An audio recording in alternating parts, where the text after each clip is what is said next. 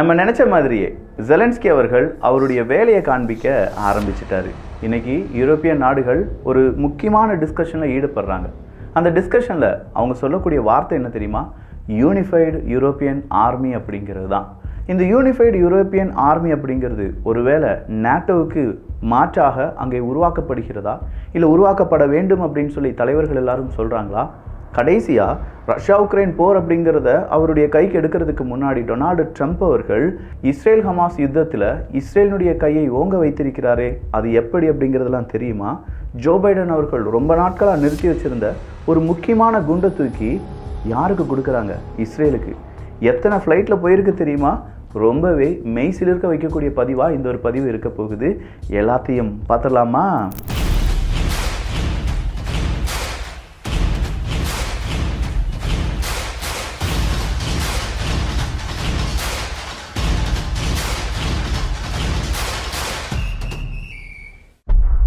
Kids bestie சார்பாக ஒரு product அவங்க முன்னாடி கொண்டு வரதுல ரொம்பவே பெருமைப்படுறேன். தமிழ் படிக்க வைக்கிறது, தமிழில் நம்ம குழந்தைகள் கூட இன்ட்ராக்ட் பண்ணுறதுக்கான இன்டெலிஜென்ஸ் புக்கு தான் இது. இங்கிலீஷ் இன்டெலிஜென்ஸ் புக் 325 ரூபாய்க்கு நம்ம வெப்சைட்டில் இருக்குது. பட் இது தமிழ். டெமோ பார்த்துடலாமா?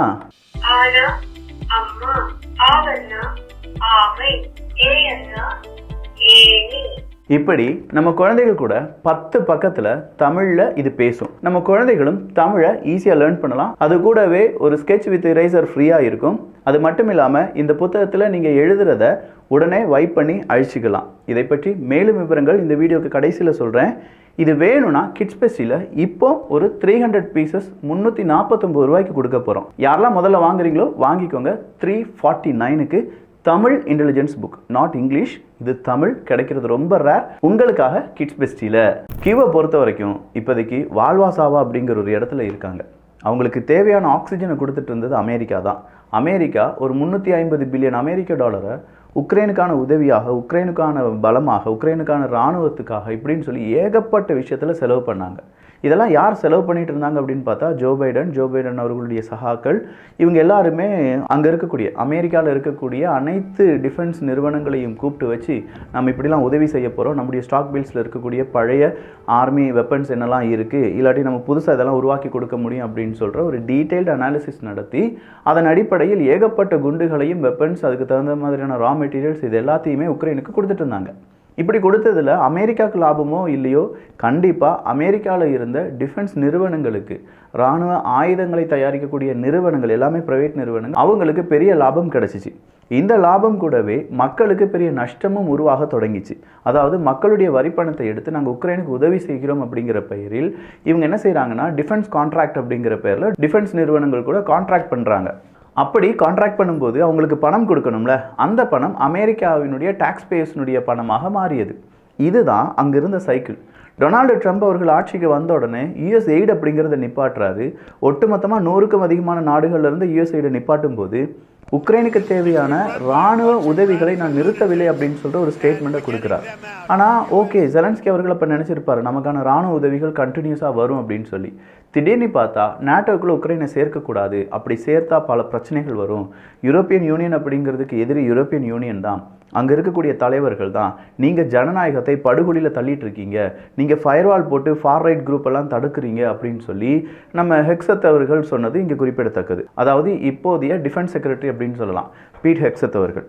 அப்போது அமெரிக்காவினுடைய டிஃபென்ஸ் செக்ரட்டரி மியூனிச்சில் வச்சு இப்படி ஒரு பேச்சு பேசினதுக்கு எல்லா நாடுகளுமே, யூரோப்பிய நாடுகள், ஜெர்மனி உட்பட பல நாடுகளும் அவங்களுடைய கண்டனங்கள் எல்லாமே தெரிவித்தாங்க. நீங்கள் எப்படி வேணாலும் பிரச்சனையை உருவாக்கிக்கோங்கப்பா, நாங்கள் சமாதானமாக பேச்சுவார்த்தையில் ஈடுபட போகிறோம் அப்படின்னு சொல்லி இன்றைக்கி ரஷ்யாவினுடைய முக்கியமான என்வாய்ஸ் மற்றும் அமெரிக்காவினுடைய என்வாய்ஸ் 2 பேரும் சந்தித்து கொண்டார்கள் அப்படிங்கிற ஒரு செய்தி வெளியாகி இருக்கிறது. அதே மாதிரி ஜெலன்ஸ்கி அவர்கள் இப்போ என்ன செய்கிறாருன்னா எல்லா ஊடகத்திலையும் போய் பேட்டி கொடுக்க ஆரம்பிக்கிறார். எங்களுக்கு அமெரிக்கா உதவி செய்ய மாட்டேன்னு சொல்லிட்டாங்க, உதவி செய்யலைனாலும் பரவாயில்ல, ஒரு 250 பில்லியன் அமெரிக்க டாலரை தர சொல்லுங்க, அது எல்லாமே ரஷ்யாவினுடைய அசட்ஸை ஃப்ரீஸ் பண்ணதுக்கான பணம் தானே அப்படின்னு சொல்கிறார். 250 பில்லியனா? இத்தனை வருடங்களாக கொடுத்த பணத்தை ஒரே நேரத்தில் செக்காக கேட்குறாரு ஜெலன்ஸ்கி அவர்கள். அது மட்டும் இல்லாமல் இந்த பீஸ் நெகோசியேஷன் அப்படிங்கிறது கம்ப்ளீட் ஆகாது, உக்ரைனுக்கு கால் ஃபார், அதாவது எந்த விதமான அறிவிப்பும் இல்லை, எங்களை வர வைக்கிறதுக்கான அந்த அழைப்புதல் கிடையாது, நாங்கள் இல்லாமல் இந்த பீஸ் நெகோசியேஷன் எப்படி சரியாகும் அப்படிங்கிற கேள்வியெல்லாம் கேட்டு அரபுலக நாடுகளுக்கு தூது அனுப்புகிறாரு, யூரோப்பிய நாடுகளை ஒன்றிணைய வைக்க வேண்டும் அப்படிங்கிறாரு. அதில் தான் இன்றைக்கி யூரோப்பிய நாடுகள் அவங்களுடைய ஒரு மீட்டிங்கை நடத்துகிறாங்க.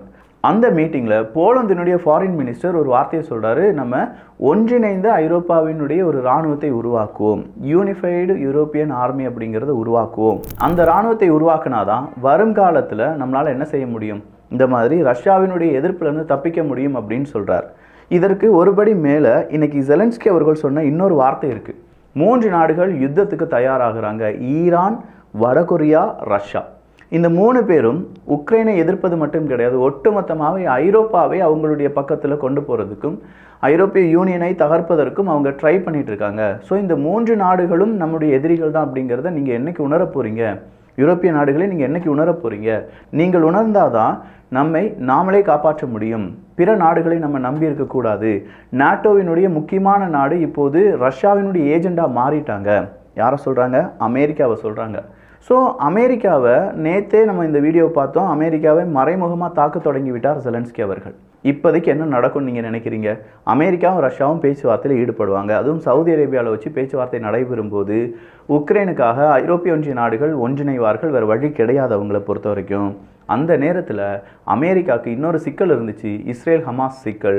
அதில் இஸ்ரேல் ஹமாஸினுடைய சீஸ்ஃபயர் ஃபேஸ் 2க்கான அடுத்த கட்ட நெகோசியேஷன் அப்படிங்கிறது தோஹாவில் வச்சு நடைபெற போகிறது. அதுவும் அடுத்த வாரமே நடைபெற போகுது அப்படிங்கிற ஒரு அறிவிப்பு வெளியாகி இருக்கிறது. ஸோ எகெயின் ஒரு நெகோசியேஷன், ஃபேஸ் 2க்கான நெகோசியேஷனை இஸ்ரேலும் ஹமாஸும் செய்யும்போது இஸ்ரேல் நாட்டுக்கு யார் போகிறாங்க? அமெரிக்காவினுடைய ஸ்டேட் செக்ரட்டரி போகிறாங்க. அமெரிக்காவினுடைய இப்போதைய ஸ்டேட் செக்ரட்டரி யார் தெரியுமா? மார்க்கோ ரூபியோ அப்படிங்கிறவர் தான். ஸோ இந்த மார்க்கோ ரூபியோ அவர்கள் இன்னைக்கு இஸ்ரேலில் கால் வச்சிருப்பார். என்னப்பா சொல்கிற? 2 தினங்களுக்கு முன்னாடி தானே நெத்தன்யாகு அவர்கள் வெள்ளை மாளிகைக்கு வந்திருந்தார். அப்போ தானே அமெரிக்கா மற்றும் இஸ்ரேல் பேச்சுவார்த்தை 2 பேரும் ஒன்றா ப்ரெஸ் மீட்லாம் கொடுத்தாங்க. இப்போ என்னென்னா அமெரிக்காவினுடைய ஸ்டேட் செக்ரட்டரி முதலாவதாக எங்கே போயிருக்காரு? இஸ்ரேலுக்கு போயிருக்கார். ஸோ இந்த மார்க்கோ ரூபியோ அப்படிங்கிறவர் இஸ்ரேலுக்கு போன போது கிட்டத்தட்ட 678 ஃப்ளைட்ஸ், அது மட்டும் இல்லாமல் கிட்டத்தட்ட 129 சி ஷிப்மெண்ட்ஸ் இப்படின்னு சொல்லி ஒரு 76,000 டன் மிலிட்ரி எக்யூப்மெண்ட்ஸ் இஸ்ரேலுக்கு இன்றைக்கி போயிருக்கு. 1 டன் 2 டன் கிடையாது, 1 டன் 1000 கிலோ. எவ்வளவு டன் போயிருக்கு அப்படின்னு கேட்டிங்கன்னா 76,000 டன் மிலிட்ரி எக்யூப்மெண்ட்ஸ் மட்டும் இன்றைக்கி இஸ்ரேலுக்குள்ளே ரீச் ஆகிருக்கு. அது ரீச் ஆன அடுத்த செகண்டில் ரீச் ஆகிறாரு நம்ம வெள்ளை மாளிகையினுடைய state secretary Marco Rubio. So இந்த மார்க்கோ ரூபியோ அப்படிங்கிறவர் என்ட்ரான உடனே அங்கே இருக்கக்கூடிய எல்லாருமே அவருக்கு ராஜ மரியாதை கொடுக்குறாங்க. இஸ்ரேலில் இருக்கக்கூடிய எல்லாருமே. ஏன் இந்த ராஜ மரியாதை தெரியுமா? ஜோ பைடன் அவர்கள் ஒரு குண்டை மட்டும் யாருக்கு கொடுக்கக்கூடாதுன்னு சொல்லியிருந்தாங்கன்னா இஸ்ரேலுக்கு. ஏன்னா ராஃபா கிராசிங்கை ஒட்டுமொத்தமாக தகர்ப்பதற்கான எல்லா வலிமையும் கொண்டது தான் அந்த குண்டு. அந்த குண்டை நம்ம இஸ்ரேலுக்கு கொடுத்துட்டோம்னா இப்போ இருக்கக்கூடிய பில்டிங்ஸை கூட தரைமட்டம் ஆக்கிடுவாங்க அப்படின்னு சொல்லி தான் ஜோ பைடன் அவர்கள் அதை மட்டும் நிப்பாட்டி வச்சுருந்தாங்க. மீதம் இருக்கும் குட்டி குட்டி அழிவுக்கான எல்லா ஆயுதங்களையும் கொடுத்தாங்க. ஆனால் இந்த குண்டை ரொம்ப நாளாக அவங்க ஹோல்ட் பண்ணி வச்சதுனால டொனால்டு ட்ரம்ப் அவர்களிடம் இஸ்ரேலினுடைய பிரைம் மினிஸ்டர் நெத்தன்யாகு அவர்கள் கேட்குறார், எங்களுக்கு அந்த குண்டை தாங்க அப்படின்னு சொன்னோன்னே, வச்சுக்கோ இந்த எய்டு உனக்கு வந்துடும் அப்படின்னு சொன்னோடனே தான் இந்த 76,000 டன் அளவுக்கான மிலிட்ரி எக்யூப்மெண்ட்ஸ், அதில் இந்த MK-84 ஹெவி பாம்ஸ் அப்படிங்கிறது இருக்குது. எத்தனை ஹெவி பாம்ஸ் அனுப்பியிருக்காங்க தெரியுமா? கிட்டத்தட்ட ஒரு 1800 ஹெவி பாம்ஸ். 900லேருந்து 1200 கிலோகிராம் வரும். பார்த்துக்கோங்க, ஒரு குண்டு கிட்டத்தட்ட ஒரு 1 டன் வரும்னு வச்சுக்கோங்களேன். அப்படி 1 டன் அளவுக்கு இருக்கக்கூடிய MK-84 குண்டுகளை அமெரிக்கா இஸ்ரேலுக்கு அனுப்பியிருக்காங்க. அதனால தான் 678 ஃப்ளைட்ஸ் 129 சி ஷிப்மெண்ட்ஸ் அப்படிங்கிறது அனுப்பப்பட்டிருக்கிறது. அப்போ இந்த குண்டை வைத்து என்ன செய்ய முடியும்? இந்த குண்டு ஒரு 900 கிலோ 1000 கிலோ இருக்குன்னு நான் சொன்னேன்ல. இந்த 900-1000 கிலோவில் 40% அப்படிங்கிறது ஹை எக்ஸ்ப்ளோசிவ் வெடிமருந்து அப்படின்னு நம்ம வச்சுக்கிட்டாலும் மீதம் இருக்கும் 60% ஸ்டீல் என்க்ளோசர் அப்படின்னு வச்சுக்கோங்க. ஒரு ஸ்டீல், அதனுடைய சுற்றி இருக்கக்கூடிய ஒரு ஸ்டீல். 40% இந்த ஹை எக்ஸ்ப்ளோசிவ் இருக்கும் அப்படின்னு சொல்கிறோம்ல. இது வெடித்து சிதறும் போது அதை சுற்றி இருக்கக்கூடிய 60% ஸ்டீல் ஷீல்டு இருக்குது பாருங்கள், அது சுக்குநூறாக உடையும். குட்டி குட்டியாக உடையும் தன்மையாக தான் இந்த குண்டு வடிவமைக்கப்பட்டிருக்கிறதா. ஸோ இந்த குண்டு எந்த இடத்துல விழுகுதோ அதை சுற்றி இருக்கக்கூடிய மனிதர்கள், ஆர்மர்டு வெஹிக்கிள் எது இருந்தாலும் பீஸாக துளைத்து உள்ளக்க போயிருமா. அதே மாதிரி காங்கிரீட்லாம் போடப்பட்ட தளங்களாக இருந்தாலும் அது எல்லாமே உடைத்தெறியக்கூடிய பவர் இந்த MK-84 குண்டுகளுக்கு இருப்பதாக சொல்லப்படுகிறது. அப்படிப்பட்ட MK-84 குண்டுகளை ஹேமர் அப்படின்னு சொல்லி அழைப்பார்கள். இதை ஈராக்கில் பயன்படுத்தியிருக்காங்க அமெரிக்கா. அப்படி ஈராக்கில் பயன்படுத்தும் போது ஈராக்குக்கு பெரிய நஷ்டத்தை உருவாக்குனது இந்த குண்டு தான். அங்கே இருக்கக்கூடிய விமானிகள் இதை ஹேமர் குண்டுகள் அப்படின்னு தான் சொல்லி அழைப்பார்கள். அந்த குண்டை இப்போ இஸ்ரேலுக்கு கொடுத்துருக்காங்க. என்னப்பா சீஸ் ஃபயர்னு சொல்லிட்டு இங்கே அமைதிக்கான பேச்சுவார்த்தை நடந்துட்டு இருக்கு, ஹாஸ்டேஜ் ஸ்வாப்பிங் நடந்துட்டு இருக்கு, இந்த நேரத்தில் இவ்வளோ வலிமையான குண்டை ஏன் கொடுக்க வேண்டும் அப்படின்னு கேட்டால், இப்போ இருக்கக்கூடிய சிச்சுவேஷனும் வருங்காலத்தில் இஸ்ரேலுக்கு பிரச்சனை வரும் அப்படிங்கிறத நாங்கள் தொலைநோக்கு பார்வையுடன் கண்டதன் காரணமாகத்தான் இந்த MK-84 குண்டுகளை அவங்களுக்கு கொடுக்கிறோம் அப்படிங்கிறத அமெரிக்கா சொல்லியிருக்காங்க. டோட்டலாக இந்த ஷிப்மெண்ட்ஸினுடைய காஸ்ட் எவ்வளவு அப்படின்னு பார்த்தீங்கன்னா ஒரு $7.4 பில்லியன் அமெரிக்க டாலர். இந்த $7.4 பில்லியன் அமெரிக்க டாலர் அளவுக்கான உதவிகளை ஒரே ஷிப்மெண்ட்டாக அங்கே அனுப்பியிருக்காங்க அப்படிங்கிறதும், அது ஸ்டேட் செக்ரட்டரி அங்கே போகிறதுக்கு முன்னாடியே இஸ்ரேலுக்கு டெலிவரி செய்யப்பட்டது அப்படிங்கிறதும், அதனால் அமெரிக்காவினுடைய ஸ்டேட் செக்ரட்டரி மார்க்கோ ரூபியோ அவர்களுக்கு ஒரு ராஜ மரியாதையும் கொடுத்திருக்கிறார்கள் அப்படிங்கிறதெல்லாம் பார்க்கும்போது அமெரிக்காவினுடைய கேம் புரிஞ்சிச்சா, இஸ்ரேலை வலிமைப்படுத்திட்டாங்க, அரபுலக நாடுகளை கன்வின்ஸ் பண்ணிட்டாங்க, இவ்வளோ குண்டுகளை நாங்கள் கொடுத்துருக்கோம் அப்படிங்கிறத நேரடியாக ரஷ்யாவுக்கு ஆதரவான நிலைப்பாடை எடுக்க போகிறாங்க, உக்ரைனை கலட்டி விட போகிறாங்க. அடுத்ததாக அமெரிக்கா என்ன செய்ய போகிறாங்க? டொனால்டு ட்ரம்ப் அவர்களுடைய எந்த ஃபைலில் அவர் கையெழுத்து போட போகிறார்? இது ஒரு பெரும் கேள்விதான். இதற்கு நடுவில் ரஷ்யா இன்னைக்கு முக்கியமான சில வெற்றியை பதிவு செஞ்சுருக்காங்க. அந்த வெற்றி என்ன அப்படிங்கிறத இன்னொரு பதிவில் பார்த்துடலாம். ஸோ இவ்வளோ இம்பார்ட்டண்ட்டான ஒரு பதிவை நீங்கள் பார்த்துருக்கீங்க. அந்த பதிவை பற்றிய உங்களுடைய கருத்துக்கள் இங்கே வரவேற்கப்படுகின்றன. எல்லோரும் தமிழ் வியூகத்தில் இணைந்திருங்கள். சொல்லப்போனால் இன்னும் காணொலிகள் வரும். ஸோ ஒரு 4 மணி நேரத்துக்கு ஒரு தடவை ரிஃப்ரெஷ் பண்ணிக்கோங்க.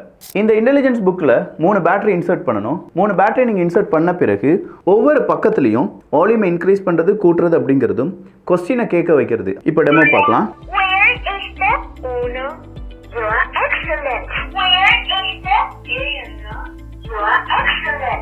இது ஆனா ஆவணா மட்டும் கிடையாது, ஏபிசிடிக்கு ஒரு பக்கம்,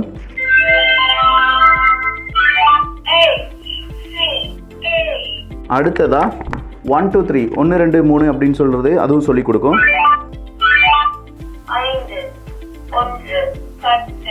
அடுத்ததா விலங்குகள் வகைக்கு தனியா இருக்கு.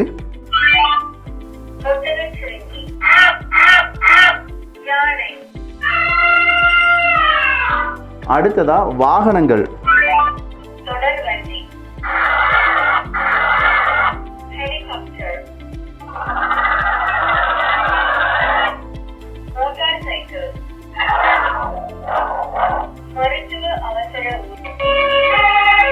அடுத்ததா உறவுகள்,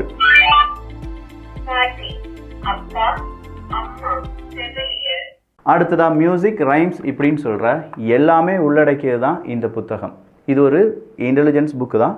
நம்ம குழந்தைகளுக்கு ரொம்ப இன்ட்ராக்டிவாக அவங்க படிக்கிறதுக்கும் அது கூடவே அவங்க ஒர்க் அவுட் பண்ணுறதுக்கு இந்த பேஜிலலாம் நம்ம எழுதுறது அப்படிங்கிறது எல்லாமே இந்த புத்தகத்தில் செய்ய முடியும். வேணுங்கிறவங்க வாங்கிக்கோங்க. 349 ரூபாய்க்கு கம்பேர் பண்ணி பார்த்துக்கோங்க.